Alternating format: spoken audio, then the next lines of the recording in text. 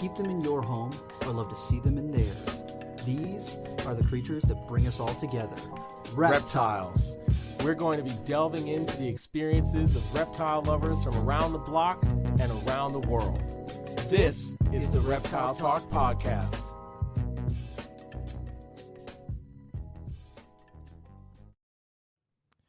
Boom! What is going on, everybody? This is Jeremy Turgeon from Brassman Reptiles. And I'm Rob, and I'm creeping it real. That's the perfect opening to Rob. Hey, I'm just saying, if you watched the Brian Barczyk video from the Durham show, you saw that Reptile Talk hat on a Brian Barczyk video. I'm just saying. That means Rob is famous and our hat is famous because it was on a Barczyk video. That's what that means, isn't it? That's what it means. This is like my third Barczyk video. Oh, friggin' celebrity over here. So what's good, man? How you doing? I'm chilling, man. It's been a day to bust ass in the snake room, just get a whole bunch of things cleaned and pair up some stuff, and yeah, been the usual. How about you? Today was my day off, so I just hung out and went to the furniture store with Kristen to pick out some furniture and went grocery shopping and then came back home. Hey, I dig that. Not very reptile-y of me, but it's okay. It's all right. I do think that my ocelot jungle jag just ovulated though, so. Hey, that's right. That is right. Okay, so before we even talk about who our guest is, I want to just throw this in there. Mitch McLean, hopefully I'm saying this right, with the super chat to kick it off. We appreciate that, man. Thank you very much. So I'm super stoked about tonight's episode, because if you don't know who this person is, you have been living under a rock for a really long period of time, or you started getting into reptiles when he was living life not doing reptiles as much, but regardless, I'm super excited to talk with Matt tonight. Before I bring him on, I do, just because it's already been mentioned in the comments, I want to bring up the latest USARK alert. It is a federal alert, which means it affects all of us. And it's a Lacey Act amendment that is being shoved in a very large bill. But basically, it would reverse the federal lawsuit that we won protecting our ability to transport large constrictor snakes over state lines for shipping and all that stuff.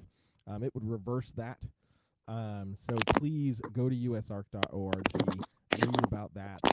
You can find the alert all over their social media. I'm sure within the next few weeks we'll end up doing another podcast with Phil, because if this is how January's going, we're definitely going to be wanting to talk with him a bit more so we know what's going on. So now that that's out of the way, everybody checking us out on YouTube and Facebook, thank you so much. As always, feel free to drop us a super chat, ask a question, just make a shout out, I don't know, whatever, as long as it's not too obscene, we'll read it live. And yeah, without further ado, we're going to bring Matt on here to talk about, African fat-tailed geckos, I think it is. What's up, dude? What's up, man? Actually, How's I it did going? read African Fat Tails for a while, so. Oh, so perfect. So we're good. Yeah, exactly. So we're good. I can definitely, talk about that a little bit. No, everything's Heck good. It's been a crazy year so far, that we can talk a little bit about, since actually it came out today. So that'll be cool. And one of the reasons why I got to see Rob again for the first time in a while. Yeah, so let's do this. Heck yeah. So before we dive into the really juicy stuff that we definitely want to talk about, for those of you who might not know who Matt is, we're going to have Matt tell you who he is, besides Matt, because you already know that his name is Matt. Yeah. Oh, that one's difficult. All right, so basically, who are you? I used to do leopard geckos on a large scale and created a lot of first of their kinds in the world. Had some signature lines, stuff like that, before some stuff went a little bit sideways. But I've been, keeping reptiles for a long time, probably close to 20 years now. Started working at a pet store whenever I was little, just like, or not little, but whenever I was a teenager. And stuff kind of grew from there. And it's been a really cool ride. Got to meet some really cool people along the way, have some really good friends like you two, and do a bunch of different things with reptiles, not just in the private sector, but in the AZA community as well. So it's been fun. It's been fun. You're one of the few that has been able to reach both sides of the aisle there, the AZA community and the private sector.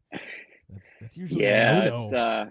It's usually a no-no. And it definitely, from my standpoint, it is hard to get into certain accredited zoos because of what I did in the private sector.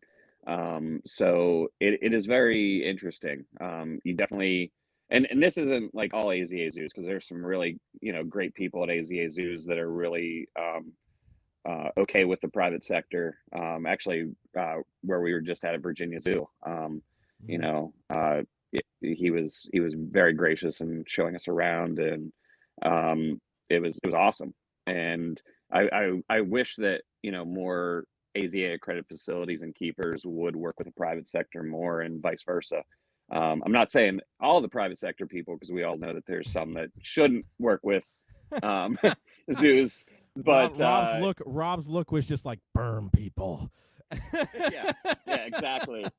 So, but the thing with private sector people is, like, they usually fall in love with one species, and they know everything there is to know about that species. And the AZA sector just can't do that, because they have to have an eclectic collection, and they don't get to specialize a lot of the time. So I think if the two could work together, like, a lot of things could be done, even in like laws and regulations and stuff like that.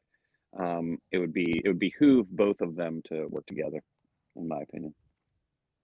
Absolutely. Bam. Okay, so I want to, and I know you've probably talked about this a million times, but the Clown Leopard Gecko project. When I was growing up, and the G project, right? When I was growing up and going to the White Plains shows, and you just had this huge spread of crazy leopard geckos, I just remember, like, not even wanting to talk to you, because I was like, I don't know what to say other than, like, that's a bitchin' gecko, bro. Like, and then was afraid to know the price tag. But so that project, I mean, I think anybody who's, if you don't know what the Clown Project or the G Project is with leopard geckos, you should Google it, take a look at some of those pictures, realize that those are like Matt's animals. Look at that. Look at that Adeline image. Yeah. That so is where did that project kind of like come from? Okay, so originally, so you have to take it back. So it was basically, there was the G Project first, and then the Clown Project.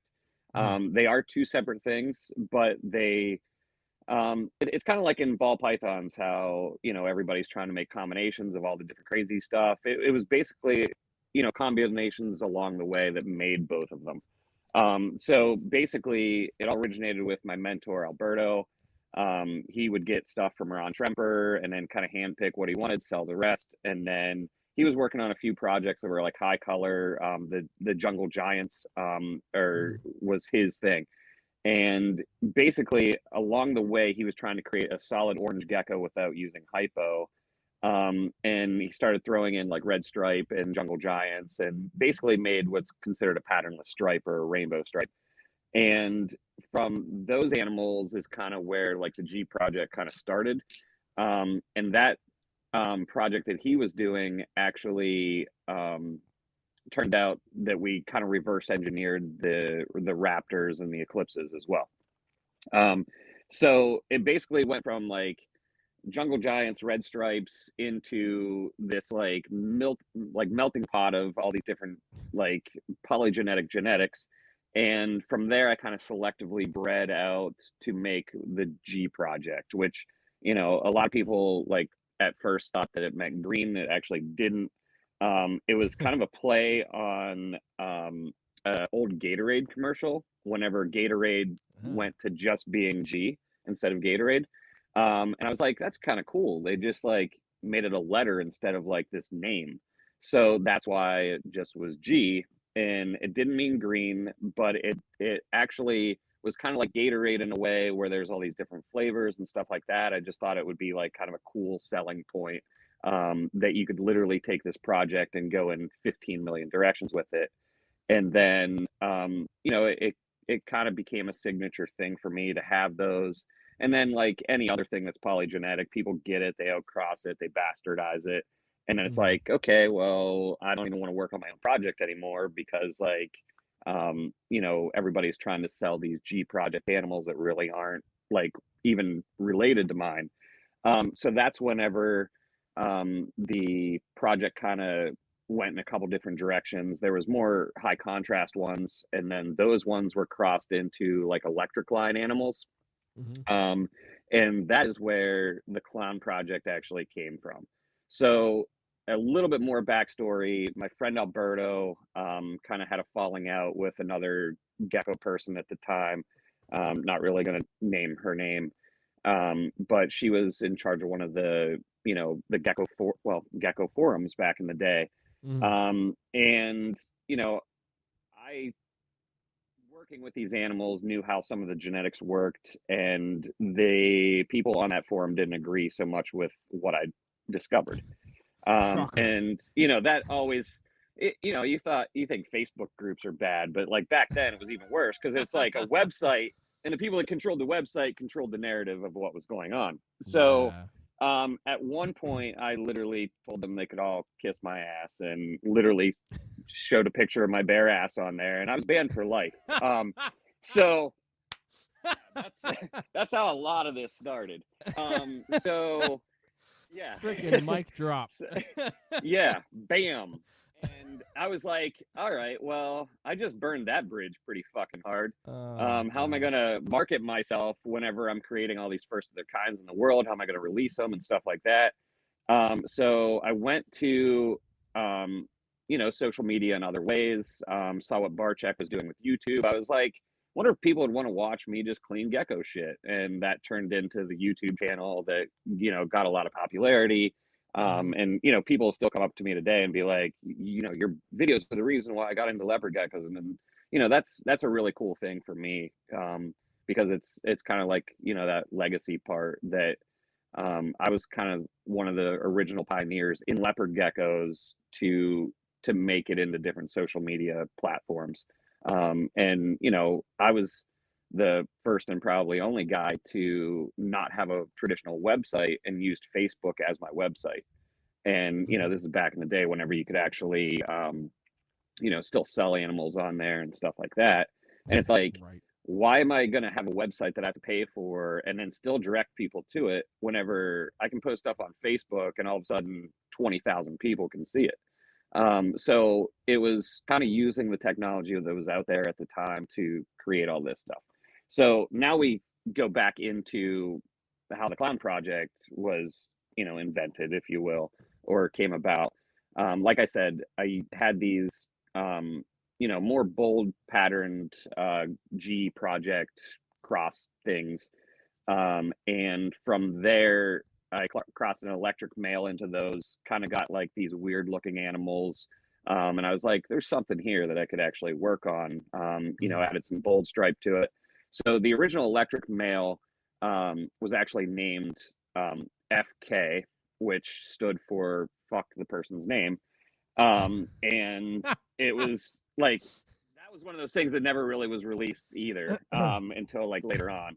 And then I was like, well, what the hell am I going to name this thing? And I was like, I'm going to name it the Clown Project, because it rolls off the tongue, and you kind of get it from the ball pythons. They've got their clown, mutation. And I was like, but mine's going to mean something different. And it basically meant, that I thought the person that I basically took her line and used it against her was a clown. So it was basically a play on words of how I felt about the situation, and how I made her line better by adding other stuff to it that was already from a previous line. So that's where the Clown Project really comes from. And it's funny because everybody's like, oh, Clown Project. And, behind the scenes, I'm giggling. I'm like, hee, hee, hee. Like, I know what it actually means. And with creating a lot of these things, I did get to name a lot of stuff, and some of the names are plays on words. Like whenever Ron Tremper came out with the Galaxy, that was actually a thing that Alberto had created 4 years prior. So whenever I had the same animal plus white and yellow gene to it, I called it the universe because a universe is bigger than a galaxy. So it was like a play on what he named it to kind of name mine something that meant something a little bit better. Yeah. And I always kind of did that. I was always into the marketing aspect of how can I make it coin a term that like makes it a little bit different than what's already out there. And that's part of the game, I think, especially whenever you get to a certain level, is you got to make that signature thing that people could say one word and they're like, oh, that, yeah. And then that's why now with the clown project and the reinvention of it, because technically there's not clown project animals, like true ones out there, except for like a male and a female that I have. All the ones that were kind of released and sold a lot of them were crosses. So people took crosses of the project and then kind of made their own thing, but they're still calling them clown in a lot of aspects. So now I'm doing the same thing with animals that I've gotten from certain people that I know are from at least crosses from my original bloodline, because I know how it works as far as the polygenetic stuff goes with it. And those animals are getting crossed into other things. And so now the Clown 2.0, I did a release that I'm calling it the Joker. The Joker. Which So what you're saying is there's lots of drama in the gecko community. Yeah. And some of the naming is due to the drama of said things. And yeah, and then the Joker, it just kind of fits too, because like I've went through some shit in my life in the past 6-7 years, and the Joker from Suicide Squad I can really relate to in a lot of ways, how he's like fucking demented and crazy and shit. And it just seemed like a cool way to have a 2.0, is like taking something that was cool to begin with and then adding other shit to it to just make it even crazier. So that's where it kind of came from. And like you guys both know, like every time that the Joker is portrayed in a movie, it's that person's spin on it. So that's kind of like the double meaning of it. And there's obviously another meaning that I won't tell anybody until later. we gotta have about 5 years go by and then have him back. Be like, okay, yeah, exactly, and be like, so what did the Joker really mean? And yeah, then I'll tell everybody. Amazing. I want to highlight this comment because it was actually something I was going to bring up already. This is Josh Ortiz is in the house. Matt's YouTube videos were great. Watched them about 10 years ago when I was really into leopard gecko breeding. His collection cleaning video with the shop vac was pretty impressive. Then he continued in another comment and said, I still have no idea how he was that efficient.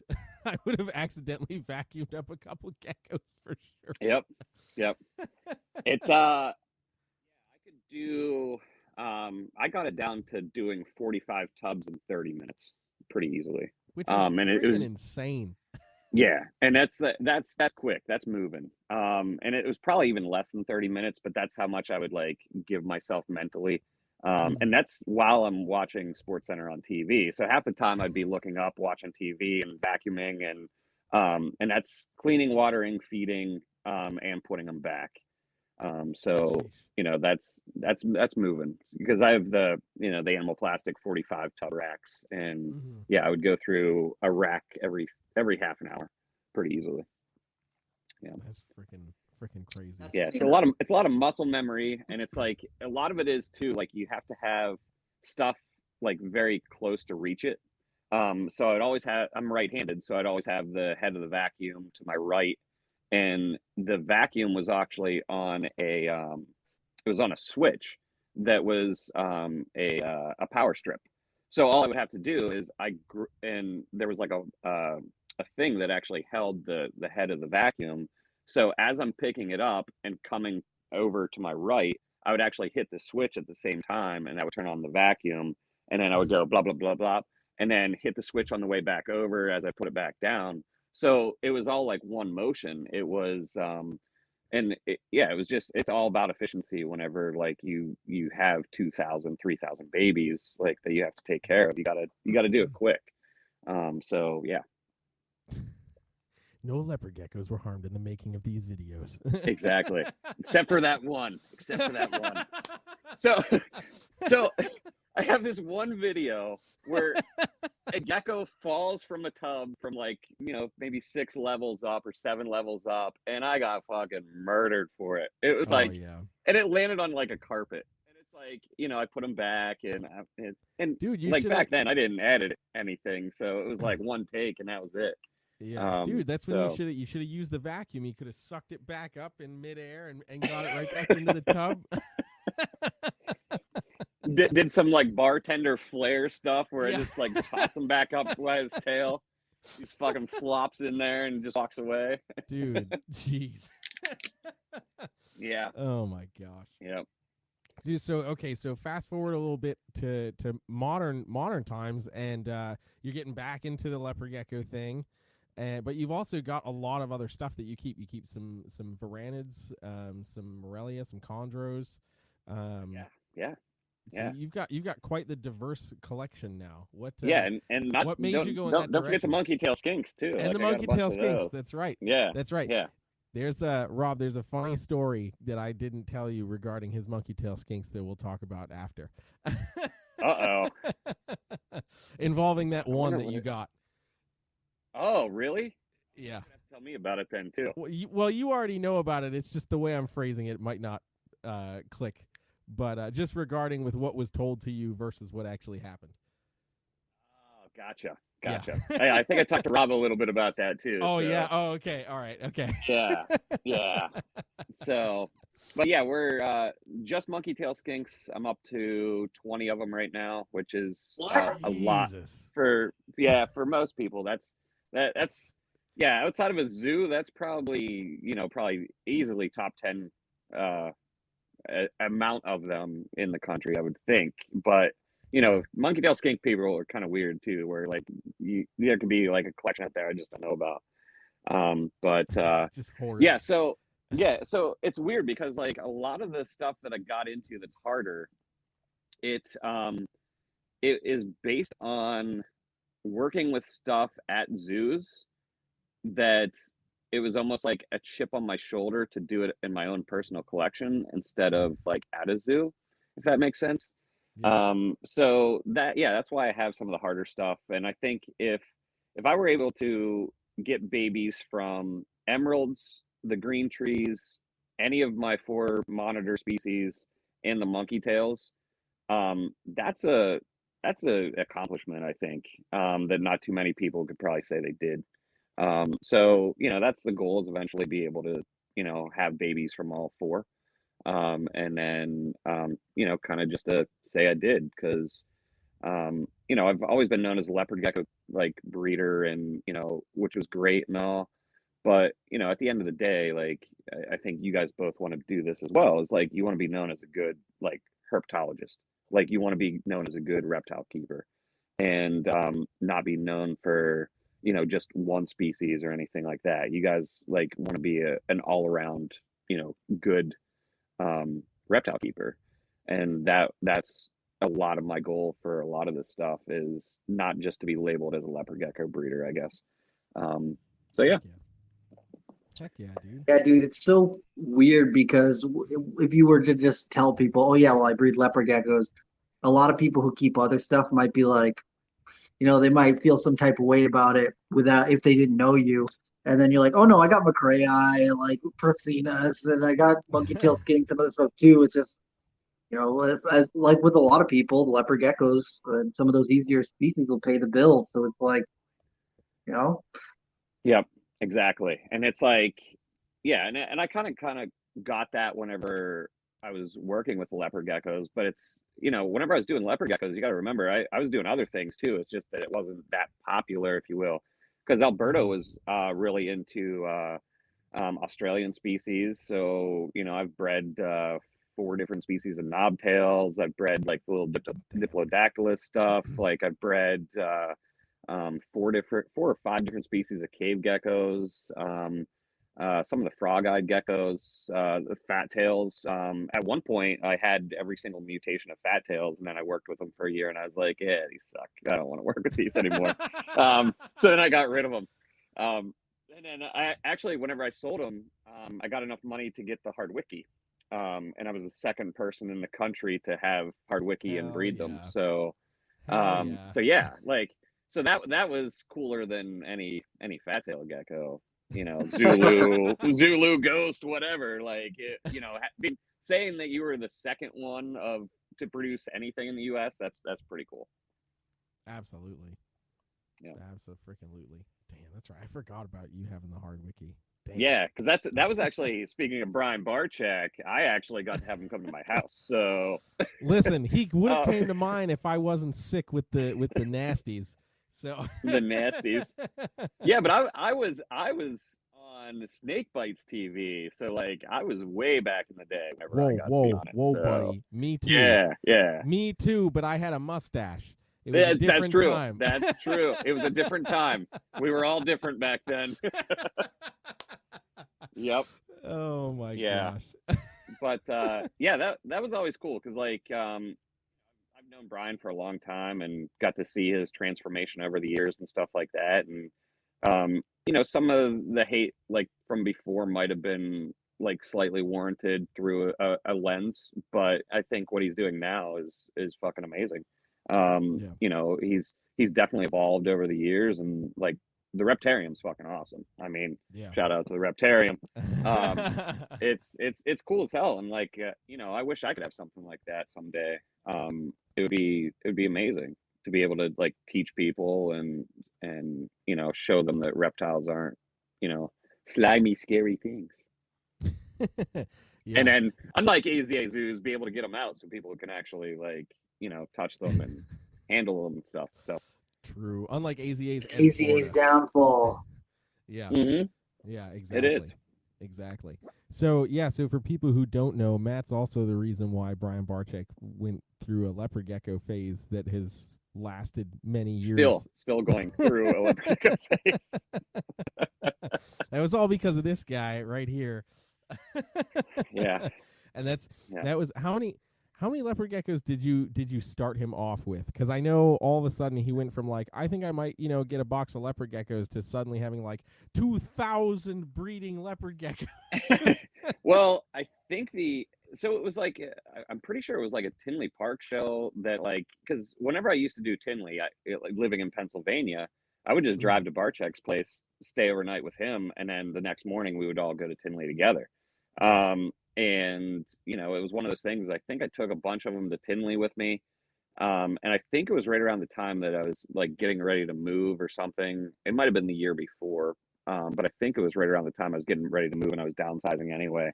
And you know, most people should know with leopard geckos, you can go from freaking 100 of them to 10,000 of them in like 3 years if you really like, less than 3 years, probably 2 years, if you really wanted to. And you know, probably the initial one was, you know, between 100 and 200 animals, I would think. I don't know the exact number. Yeah. But it was one of those things where, you know, I gave him a bunch for some other things, you know, in return.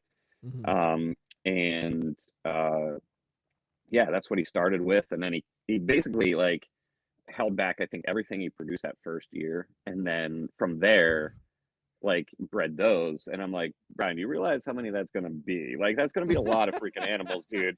Like, you are gonna kill 3 employees doing that. So, and I think, you know, now he's definitely like calmed down because he sees how many they actually will produce.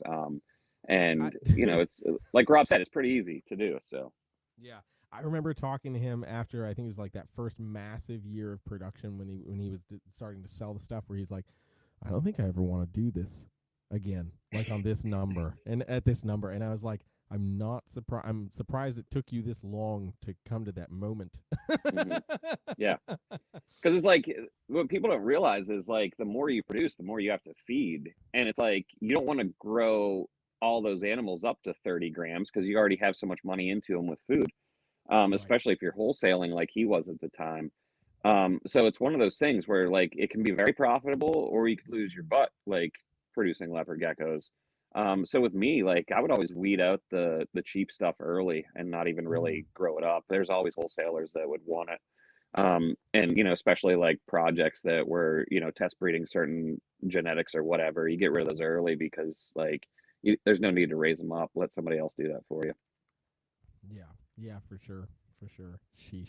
Shout Yeah. out to you, Brian Barczyk, for your crazy leopard gecko desires.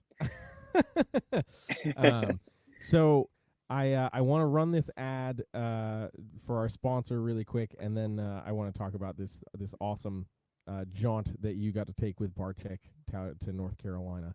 So All I'm right. gonna Sounds run good. this really quick. Y'all hang tight. We'll be back in about 90 seconds.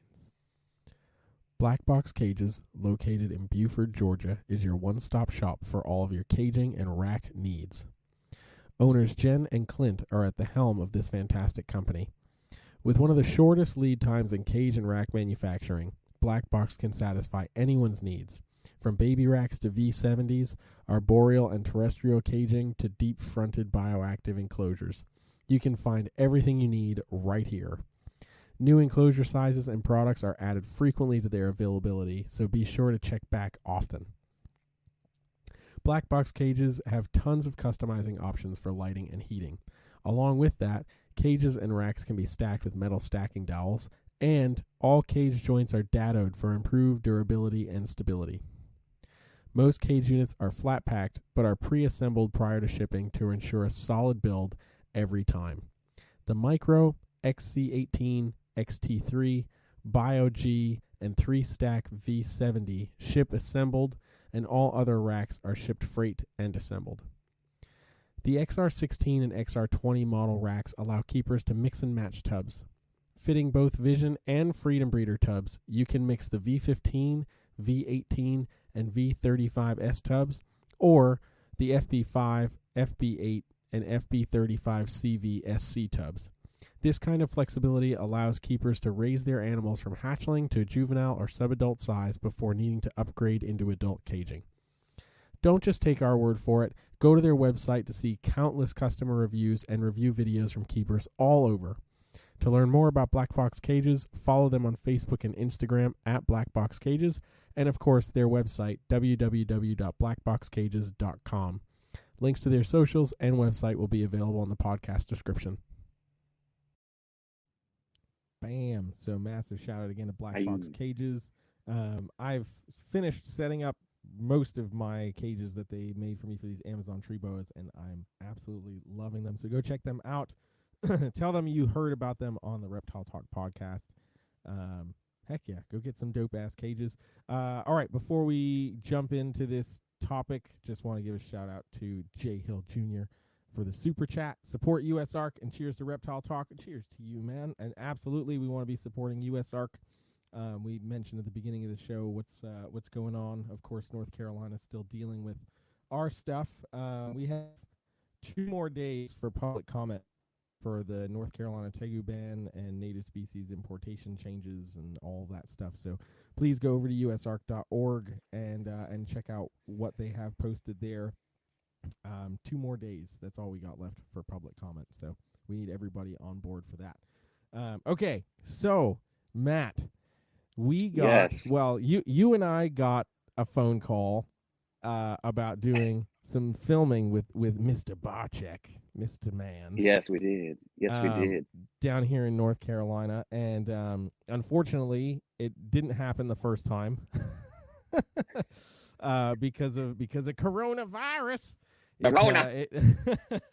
So it got scrubbed. Oh, I mean, honestly, we got invited in December is whenever it was supposed to happen, and then That's it's true. like then it got pushed off to the first of the year, and then Right. it was then the Rona, and then it actually happened. So it was a long process for sure. It definitely was. And then so the last time when it actually happened, I had the Rona, so I couldn't take part, and you guys couldn't come hang, which I was super bummed about. But thank God I'm better now. So just come back, just come on. Yeah, come on yeah, back anytime. down, Anytime. But so for me, not that bad of a drive. It was like I think about 3 hours would have been my drive. I was chilling. I was cool. But you and Brian had like well into many digits of hours of drive. Yes, he did. Yes, he did. Luckily, so when I was first coming out for the first attempt of getting out there, right as I was about to turn on the highway, Brian called me and was like, "What are you doing?" And I was like, "I'm driving." He's like, "Cool, you should turn around." And I was like, "What?" Yeah. Yeah. Yep. But you were like way more into the drive. You were a couple hours in at that time, right? So basically, yeah, the story basically goes like we actually were gonna go a day later than Brian. Brian was already down there, Yeah, obviously. right. And then I have a car, and my whole thing that I was responsible for was some huge reticulated pythons from Nerd. So I actually had to rent a car, and then I was on my way up to Nerd, and Brian gave me a call, and he's like, dude, like I tested positive, but as of right now, the shoot is still on. Yeah. And he was like, you're gonna have to do it without me. And I'm like, fuck. Because honestly, like, this was more of a like me helping a friend out. Like I didn't want any like credit for doing it. And I'm sure you're the same way. And this was like Brian's like thing. And like the whole way up to Nerd, I'm like, motherfucker, like this sucks so bad for him. And honestly, like, I just felt awful. So I get up to Nerd, and of course, like I get there and stuff starts to get interesting. Like from, getting the snakes, because I was like, all right, I need 3 reticulated pythons, big, friendly, and when was the last time they ate? And they're all looking around like, when did we feed these guys last? And I'm like, Jesus Christ, guys, come on. Like, you got to know, like, when you fed them last. Finally, like, Kevin comes, and then we get, like, stuff situated and get these animals packed up. And, they were, that part was easy. And then we had to take them from upstairs to downstairs to load them in the car. And they're heavy, and it's, cold and icy out. And so that was fun. New England. New England. Yeah, exactly. Yeah, well, New England. So get in the car, start driving down the road, get another call from Barcheck. Barcheck's like, turn around, take the snakes back, like it's been postponed. And I'm like, motherfucker. Because basically what I was going to do, so I live in Connecticut, and it's like 2 hours, 15 minutes to get to Nerd, and that's north, the opposite fucking direction of where I needed to go. And then I was going to come back down to my place, and kind of start the drive from there. So, fast forward another week, you have COVID. I get a call from Brian on Tuesday, and he's like, hey, the shoot's this Friday. Can you do it? And I'm like, let me go tell work to fuck off real quick. And then, yeah, let's do this. So, like basically I asked work, and they were really cool about it, because like they know that this was in the process for a while. And, they also thought that it was a cool opportunity for me to go do this. And went and rented a car, that lunch break. So Wednesday drove up to Nerd, got the snakes packed, came back down to my place. And if you live in the Northeast, you don't want to be going through New York City anytime between like 4 and 6.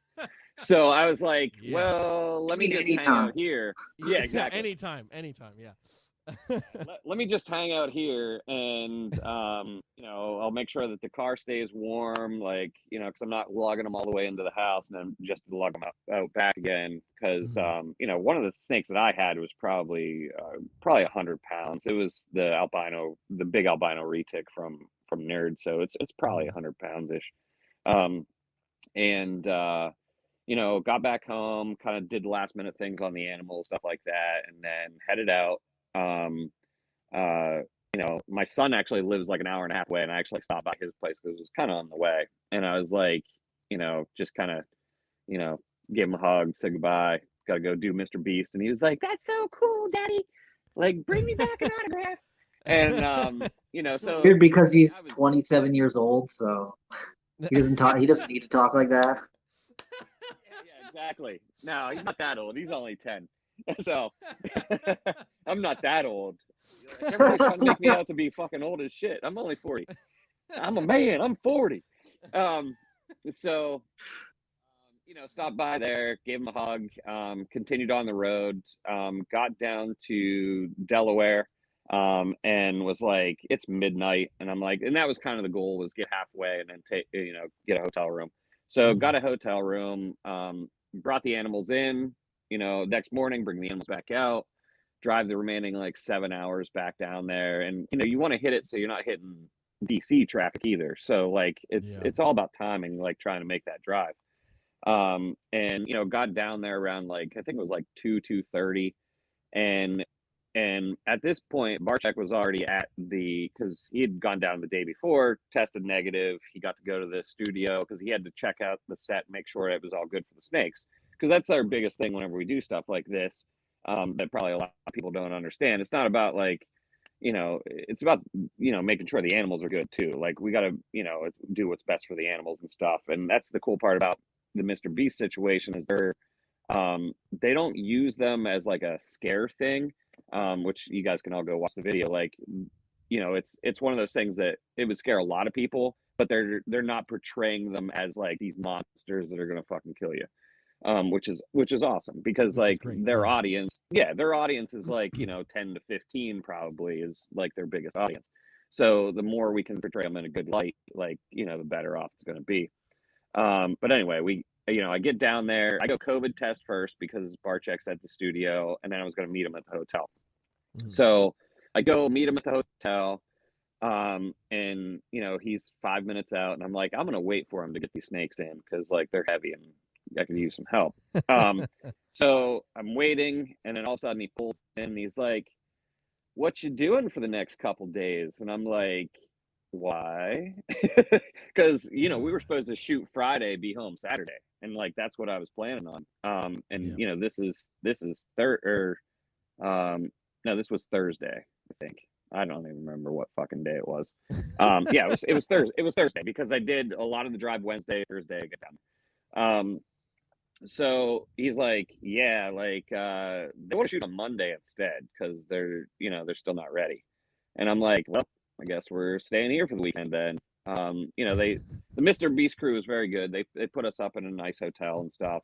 Actually, the hotel that we went to originally, they didn't have internet, so the Wi-Fi was down. So Barchek's a daily vlogger, and he's like, I can't live like this. So we switched hotels, which that's kind of like some of the Hollywood in today's video. Like that actually wasn't the hotel we actually stayed at. Which is funny, because like later on, whenever the snakes are coming out of the building, you can tell it's a different hotel, but like probably most people will, they won't see that. But there definitely should have been a clip of Brian like, there's no Wi-Fi, I can't live like this, what is going on? Are we in some third world country? What the hell? So just mooning the Hilton or whatever the hotel was. Yeah. Well, no, we went to the Hilton. The Hilton was fucking, it was nice. Okay, all right, good. Nice. Shout out to you, Hilton. You let Brian live another day. Exactly. So we get to the new hotel, get everything taken care of. And then, because the snakes had to stay a couple extra days, we made some the Mr. Beast staff made some adjustments so that they could be housed more comfortably. Let's put it that way. They weren't in the small tubs the whole time, which was amazing. Like I said, they were world class the whole way.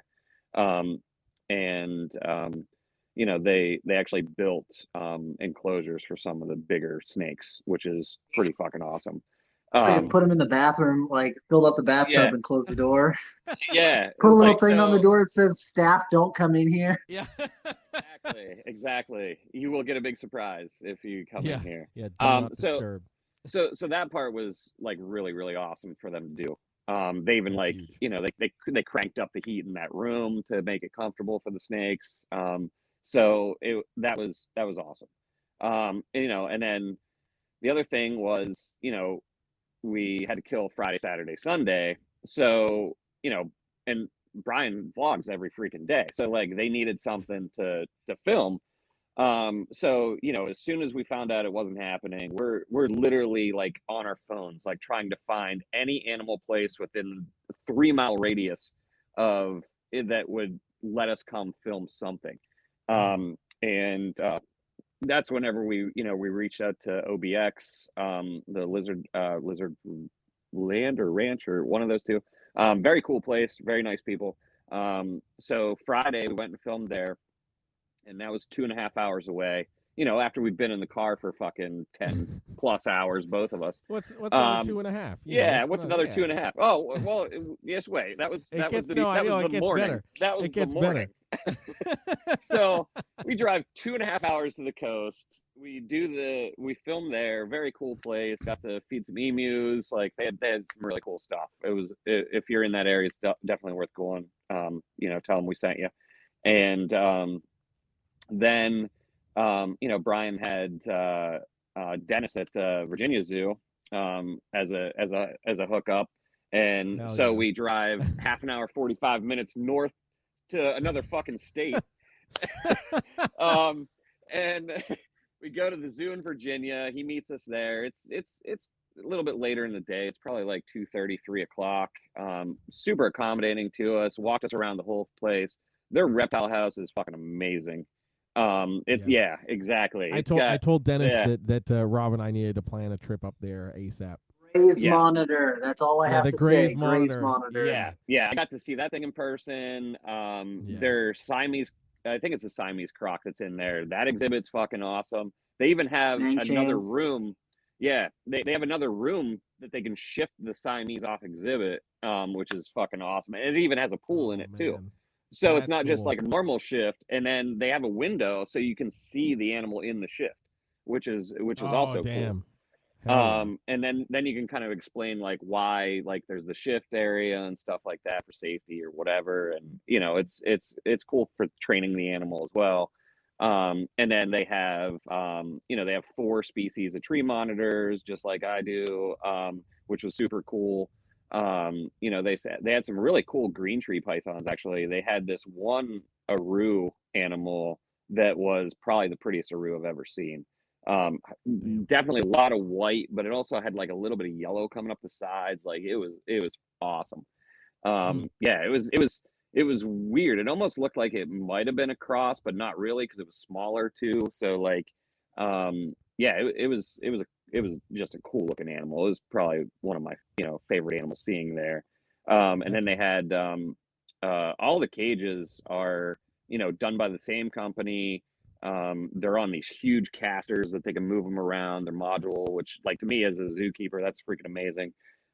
So if you ever want to like change something out, you just move it. The King Cobra has a nice cool shift that is a shift box that they can actually isolate the shift box and the enclosure itself, so that if it ever has to go for a procedure or like for a zoo check or like a vet checkup, it can just be carried in the box that's its shift, which is pretty awesome. So just a lot of cool stuff. And we got to see behind the scenes of all of it, and then we got to go kind of do like a quick tour of like the zoo, like their giraffe and rhino building was one of the coolest of those buildings that I've ever seen. And apparently it can take like the worst hurricane fucking imaginable, because it's literally he said that it was like cement blocks with rebar in it and then cement poured down into that. So like it could take a bomb probably. So just very, very cool zoo. And then then we had to drive 2.5 hours back, and then the next day, like we were all kind of sitting around, what do we do tomorrow, because like Sunday it's supposed to be an ice storm. And then that's whenever I was like, well, Brian, there's a reptile show, would you want to go to it? And he's like, oh, reptile show, I don't know, like but we talked him into it, and that's where we got to meet Rob at and hang out with Rob for a little bit. Very small show, but like a cool show at the same time. Everybody was super friendly, and I think that was Brian's like biggest reservation about going to another show again was just how he would be received and stuff like that, and because of all the hatred that he's had years ago. And it was nice that they were all like really, really chill about it. And then Sunday we had the ice storm, so we just kind of sat around, did nothing. And then Monday was the filming day.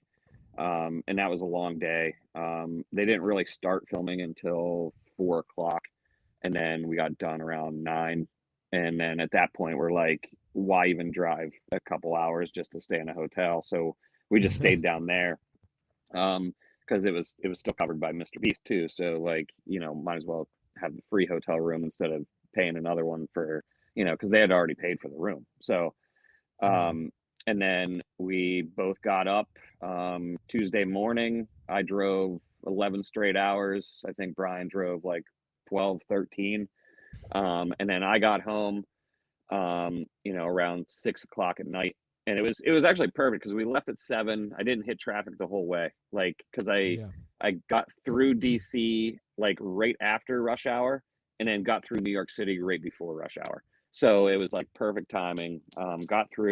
Got home around 6, unloaded the animals into my place, and then had to take the animals back to Nerd the next day. So that's another 4.5 hours of driving. Trip, yeah. So yeah. Sheesh. So by the end, you're just mentally and physically exhausted, and just you're just like, that was really cool, but like, yeah, it was Holy a crap. lot. Yeah, exactly. And that's just Brian's normal fucking during the week. So Yep. it's amazing how much he actually does, and what, a lot of it like you'll never see because like, you can't put it all in a video, honestly. But I would probably say he's one of the hardest working people in the industry for sure, just because of everything that he's got to do. Oh yeah, dude, for sure. I mean, he's even said it on his podcast. Like there's you might be super dedicated, but you're not going to outwork him. There's no freaking way you're going to outwork him. I mean, yeah, I think just about every time I've ever gone to visit him, we've had to go to Home Depot at least once. And he's like, "Hey, come on, I'm gonna help. I'm gonna need help with stuff." Yeah. I'm like, I didn't come here to go to Home Depot with you, jerk. I think one of the last times I had to like go help him get some doors when he was still building out downstairs and stuff. Jesus. Well, and then the other crazy part that a lot of people don't like know about him, like the house that he lives in, he built himself. Yeah. Like it like. And he was just like, yeah, if I didn't know something, I just went to fucking Lowe's or Home Depot and just asked and, figured it out. And it's like, he built his damn house. Like, none of us could do that shit. You know what I mean? And that was still while he was, breeding snakes. You know what I mean? So, yeah, it's just craziness. I mean, yeah. Yeah, he's definitely an overachiever. Yeah. For sure. Oh my gosh. Yeah, man. Yeah. Hell yeah. So if you guys haven't already have seen that Mr. Beast video, go check that out. And then we're gonna do a little plug. Hey, the candy bars. Yeah. Mr. These are Beast actually candy bars. really freaking good. Here, wait, I gotta go this way. So they have almond, they've got quinoa crunch, and they have regular. So like these chocolate bars, they only have like 4 or 5 ingredients in them, so they're not filled with a bunch of like crap. And they taste like a mixture between dark chocolate and milk chocolate, which is kind of interesting. And honestly, like they're super good. Like I would probably take one of these over a Hershey bar. Like they're that good. Damn. And that's saying something, because Hershey's are pretty freaking good, and these things are pretty awesome. So, Damn. and I got to watch 25,000 of them fall from the ceiling. So, yeah. Jesus. Yeah, in the video, if you can go check it out. Like they literally God. They had a forklift, and they had these buckets that literally like they forklifted it up 20 feet in the air, because this building is huge. Like it's the size of Walmart. That has the studio, and they dumped 25,000 candy bars into the room, and it was to release the candy bars, basically. It's like a plug for their candy bar that just got released today. Yeah, so I got to get these candy bars before anybody else, which is kind of cool. That's cool. People died, 37 people injured. Like, yeah, exactly. Yeah, death by candy bar. That was kind of the cool part about everything, is like, they they had 2 goats, which were freaking awesome. They were like these little small miniature goat guys. One was a fainting goat, but we didn't see which one was a fainting goat. We didn't scare them. But yeah, they had. I mean, I can talk about this because like the video's out. They had like the Minecraft room where they literally set off a bomb. But That's you know, amazing. Hollywood magic and safety. We all evacuated the building whenever the bomb went off. But it doesn't look like that in the video. It looks like we're there. But Yeah. it was cool. It was loud. I mean, because it was Yeah. it blew some shit up. But yeah. So like, I mean, just the attention to detail like at this place was ridiculous. Like there's a scene, if you guys watch the video, so it's the world's hardest escape room basically, or hardest, or whatever it is. And one of the rooms was a library, and we're talking like the walls are 20 feet high and it's full of books, and like this room is like big. I mean, there was probably 20,000 books, like Holy easily. shit. Like, and they're real. So it's like Shit. just the detail that goes into something like that, like is crazy. And it's like, where the hell did you get all these books? Like, and what are you going to do with them after? Like, so yeah, it was a really cool experience, and I'm definitely glad I got to be part of it, for sure. Heck yeah, dude. When Brian first hit me up about doing the whole shoot, I don't watch much YouTube, so I'm not really hip to who's cool and who's trending or whatever. But so I was like, well, I guess I should do a little bit of research before going out there and whatever. So I started watching a bunch of his videos, and like, you're right, man. It from just the videos alone, it looks like there's so much attention to detail that gets put in to every single video, and it's like expenses almost like not even a thought. I mean, I watched some video where he's like, I bought like 40 cars, and now we're just gonna like go give them to people, and I'm like, yeah, what? What do you? Yep. What? or where he buys the whole grocery store and gives it away to Yes. charity. Yeah. Like, Dude, literally walked into a GameStop and is like, how much can I buy it? Like, can I just buy everything in this store? Like, even the shelves, even the shelving units. I'm like, what the hell, dude? How does one react to somebody saying that? Like, yeah. What? When he went into the grocery store and they're like, he was like, yeah, after talking with the manager, we realized for the community's sake, I shouldn't buy everything in the store. So I bought half the store. I'm like, yeah. What? And it's the other part that's crazy is you see like all this money being spent, but he puts equally as much into philanthropy, which is even cooler. Yeah. I mean, like how he raised enough money to take 30 million pounds of plastic out of the ocean. Like, that's fucking awesome. I mean, and then he planted for his 20 million followers, it was 20 million trees.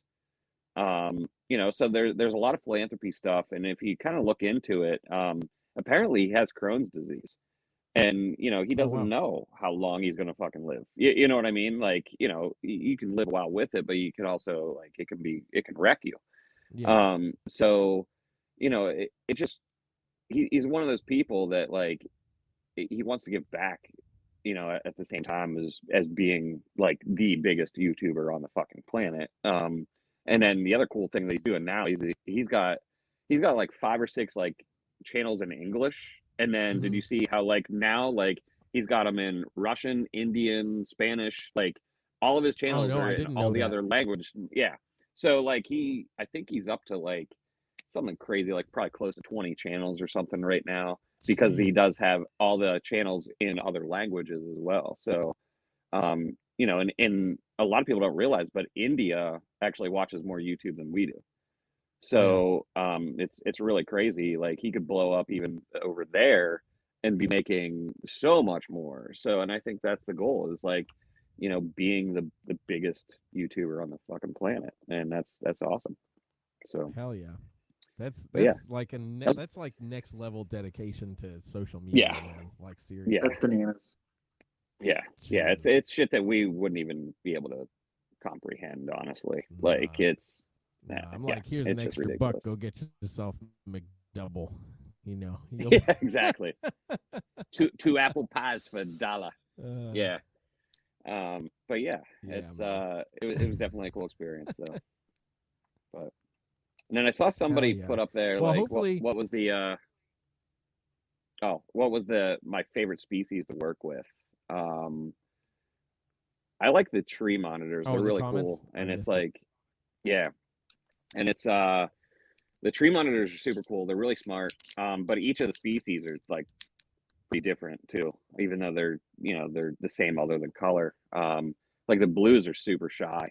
But Mhm. I actually have to have a camera on them just to make sure they're all eating and stuff like that, because they are in like a group together. And then how like I have a little green tree or a little green tree monitor, and she'll come right out of the cage, run up my arm, take food, and then right back in.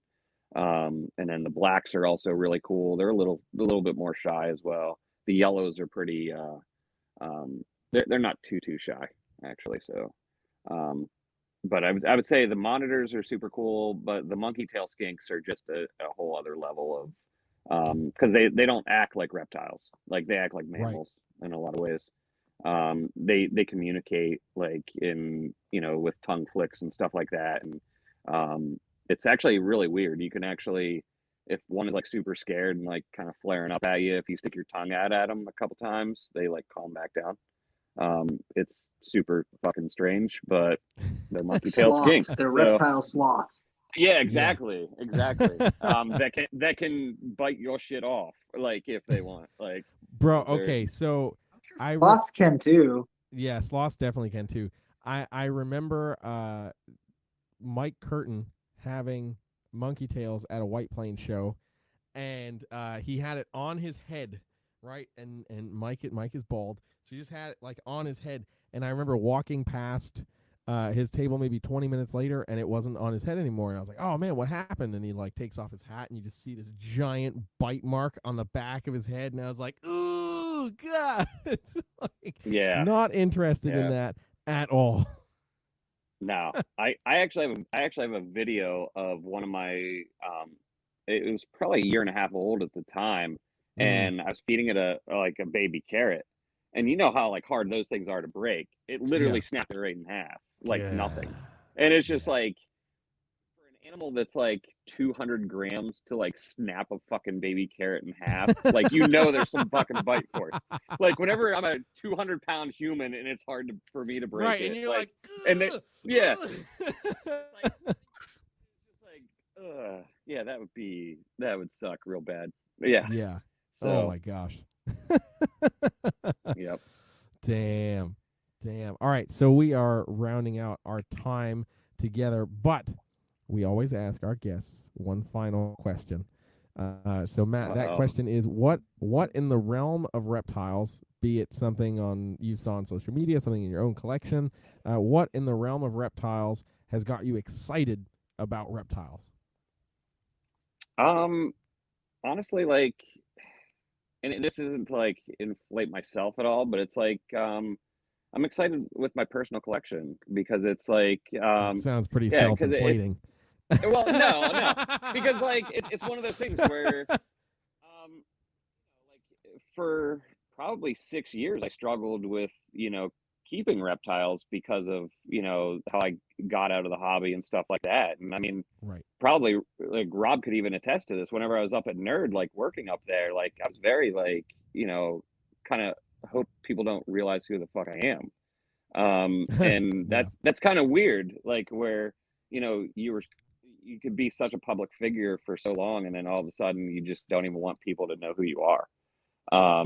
And I think like now, like it's finally coming back, and like being on shows like this, and like I did that 10-part series on Leopard Geckos, and it's great to be like part of the community again, because I felt like kind of like Brian, where like you feel like the community hates you. And it's one of those things where like I met so many great friends like through the reptile industry, and like just and not just like talking reptiles with them, but just life, you know what I mean? Yeah. And Yeah, and it's one of those things that I think, especially during, pandemic times and stuff like that, whenever we didn't really have much. I mean, we didn't even have shows, and to be able to Right. reach out to, people and just talk with them about reptiles and shit, and probably Rob got super depressed whenever he couldn't do his like educational shows as much and stuff, because like that's a big part of his life, and it's just like, it's to have reptiles again and really be excited about them is like a huge step for me, and I think that's one of the things that I'm most excited about here. Mhm. As far as like the reptile hobby or community as a whole, it's like you hope it goes in a really good direction, and like some people start doing really great things with it.